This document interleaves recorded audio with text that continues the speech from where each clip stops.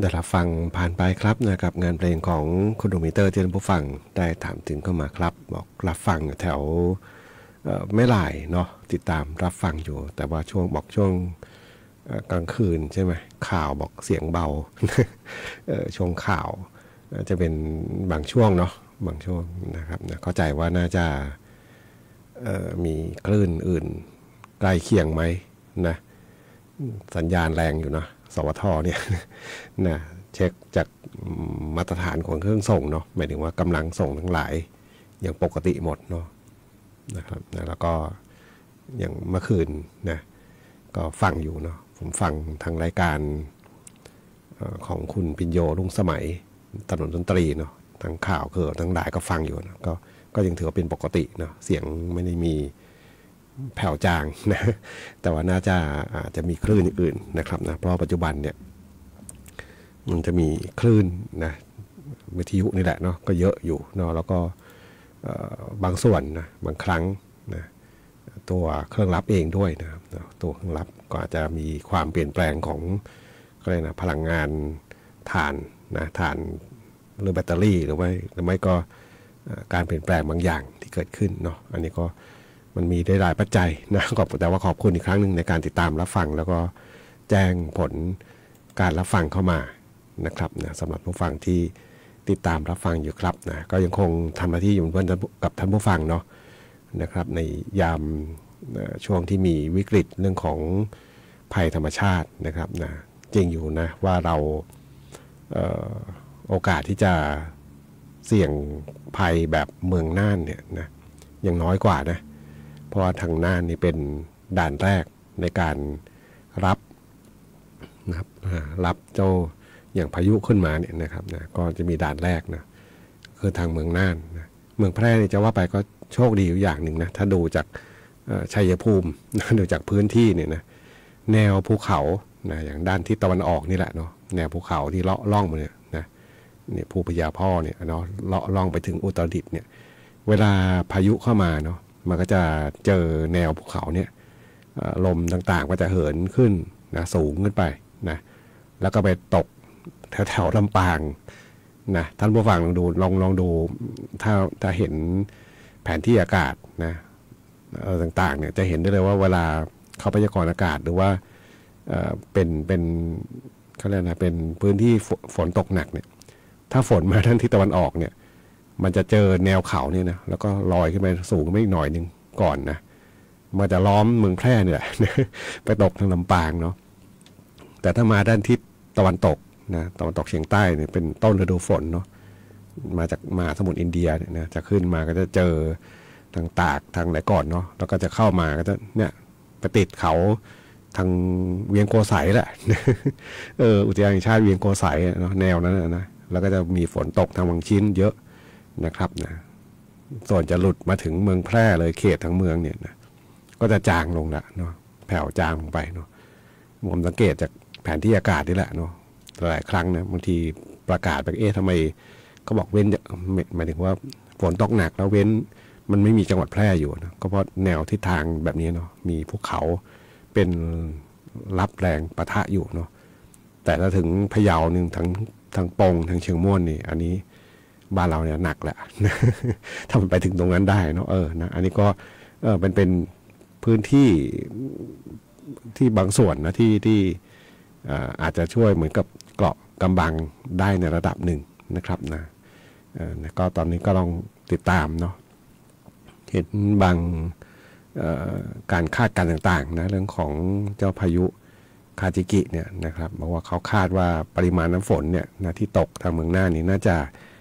ยังคาดการณ์อยู่นะน่าจะน้อยกว่าเจ้าวิภาเนี่ยเอานะครับก็ต้องรอดูเนาะเช็คกันรายชั่วโมงเช็คกันรายวันนะครับนะก็บอกอะไรนะตั้งรับแต่อย่าตื่นตระหนก ตื่นตระหนกเนี่ยมันจะทำอะไรไม่ถูกเนาะเหนื่อยก็เหนื่อยนะก็ติดตามกันครับนะเรื่องของภัยธรรมชาตินะที่เรากังวลนะเรากังวลคนที่ต้องรับมือต่างๆนะอยู่ใกล้ทางน้ำไหลที่อันตรายที่สุดคือคนที่อยู่ตามแนวภูเขานะที่มีลำธารต่างๆนะครับนะเพราะว่าพอน้ำป่าลงมาลุ่มล่ำเลยนะ เห็นทางเมืองน่านนะครับนะมีคลิปบางคลิปก็คือฝนตกหนักปุ๊บก็ไหลลงดอยมาเนาะก็ก็เป็นสิ่งที่อันตรายนะครับนะส่วนเมืองแพร่นี่เป็นลักษณะของน้ำล้นตลิ่งนะก็ท่วมแต่ว่าหมายถึงถ้ามันจะท่วมก็คือท่วมแต่ว่ายังพอเก็บทรัพย์สินได้ทันนะครับไปฟังเพลงกันต่อครับกับช่วงเวลาของรายการรักสิ่งแวดล้อมทางสวทแพร่ FM 91 เมกะเฮิรตซ์ครับ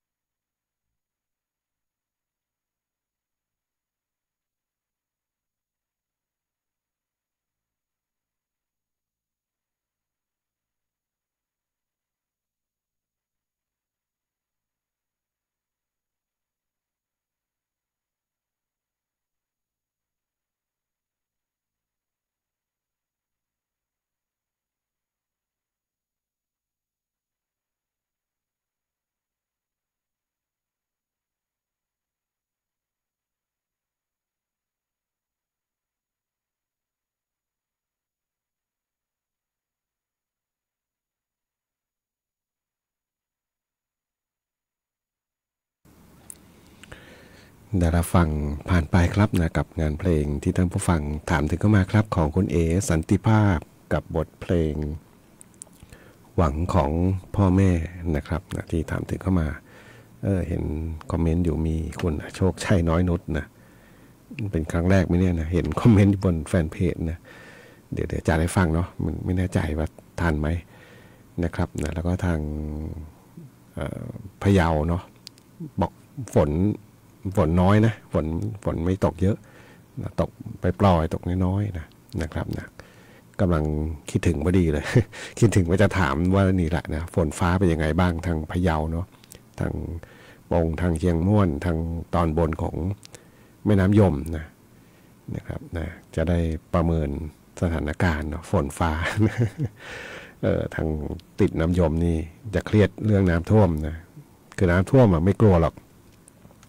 กลัวขนของเหนื่อย กลัวขนของเหนื่อยกลัวล้างอาคารเหนื่อยนะกลัวคือความเหนื่อยตรงนี้แน่นอนเนาะแรงงานต่างๆต้องใช้คนก็มีไม่เยอะนะน้ำท่าจะล้างมันเหนื่อยเนาะแต่ถามว่าน้ำกลัวน้ำจะมาอย่างไงไม่ได้กลัวนะตัวผู้จัดนี่นะครับนะแต่ว่าเนี่ยกังวลคือนะตอนเก็บข้าวเก็บของยกของนะตอนล้างทำความสะอาดมันเหนื่อย มันยิ่งอายุมากขึ้นเรื่อยๆก็นะเรี่ยวแรงต่างๆมันก็ถดถอยลงเนาะนะครับเป็นเรื่องปกตินะครับมนุษย์เรานะ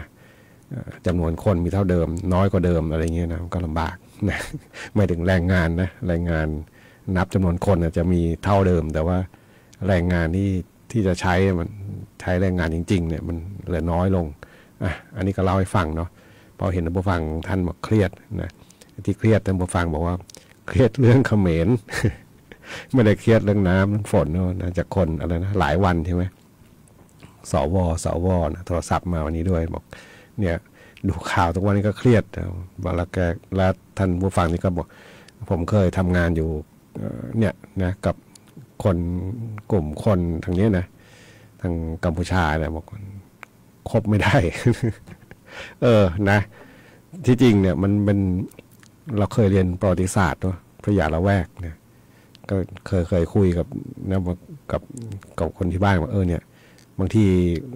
คือเราเรียนประวัติศาสตร์นะทุกคนก็พอเข้าใจแหละนะว่าประวัติศาสตร์ของไทยเราก็ต้องเขียนเข้าข้างประเทศไทยเนาะเราก็ต้องเขียนอะไรที่มันมีความรู้สึกนะหมายถึงว่าการเขียนประวัติศาสตร์เนี่ยเราต้องเขียนของเราที่ดีกว่าไว้อยู่แล้วเนาะ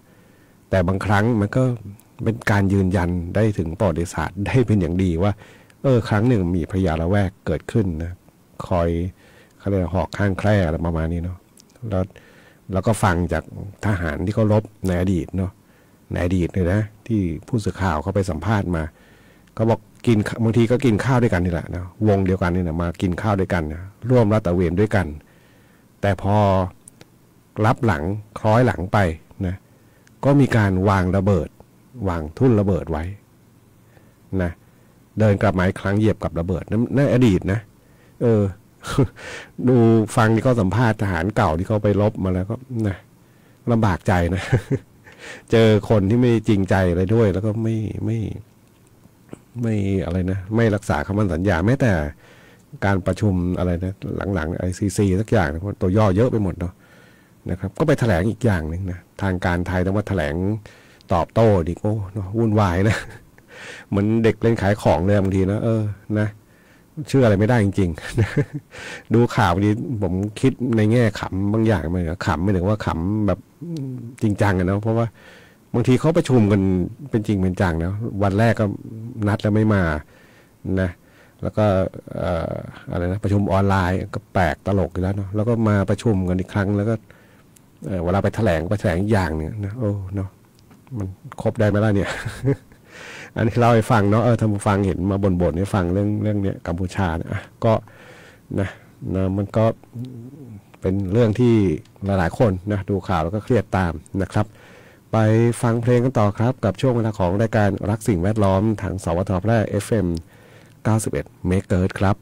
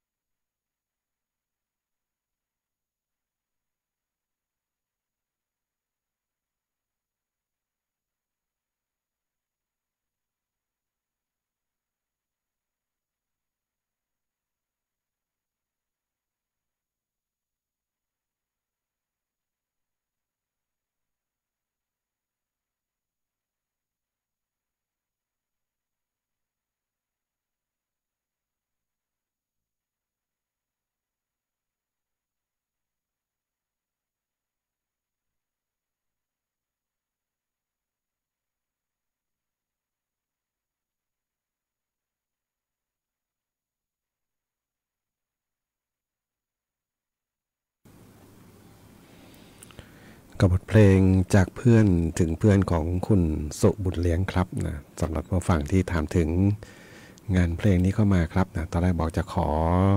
อะไรนะของพลเอกสันติภาพนะโทรศัพท์มาจับเบ๊ะเลย กับเพลงเอกสันติภาพนะท่านอื่นขอไว้เนาะความหวังของพ่อแม่เนาะก่อนหน้านั้นนะแล้วก็เลยขอเพลงนี้เข้ามาจากเพื่อนถึงเพื่อนส่งมอบเป็นความสุขสำหรับผู้ฟังที่ติดตามรับฟังกันอยู่ครับนะแล้วก็มีท่านผู้ฟังยืนยันมาบอก ครบไม่ได้จริงๆนะแม้แต่ทำงานมันยังเอาเปรียบนะพอออกงานมาแพร่แล้วสบายใจนะทุกรุนน้ำท่วม เองก็เฟ้นอยู่บนแฟนเพจนะก็กระทุกบ้างแหละเนาะน้ำท่วมโดยเฉพาะบ้านเรือนที่เอาละข้าวของมันอาจจะไม่เสียหายแต่ว่ามันล้างเนาะการล้างการทำความสะอาดต่างๆก็เป็นกำลังใจทุกท่านเนาะต่อไปนี่เขาบอกเคยเห็นคอมเมนต์เนาะใน Facebook ส่วนตัวนะบอกใครที่เอาเปรียบคนอื่นใครที่พูดแล้วไม่อะไรนะไม่รักษาคำพูดอะไรด่าเป็นอะไรนะเขมรนะ ว่ากันไปเนาะก็คงคนดีๆคงมีบ้างแหละเนาะนะครับเพียงแต่ว่าท่านอาจจะไปเจอคนไม่ดีหรือเปล่านะครับขอบคุณอีกครั้งหนึ่งในการติดตามรับฟังครับวันนี้รายการรักสิ่งแวดล้อมทางสวทแพร่ FM 91 เมกะเฮิรตซ์คงต้องนำรายการท่านผู้ฟังไปก่อนพบกันใหม่ในวันพรุ่งนี้ขอความสุขความโชคดีจะมีแต่คุณผู้ฟังทุกท่านสวัสดีครับ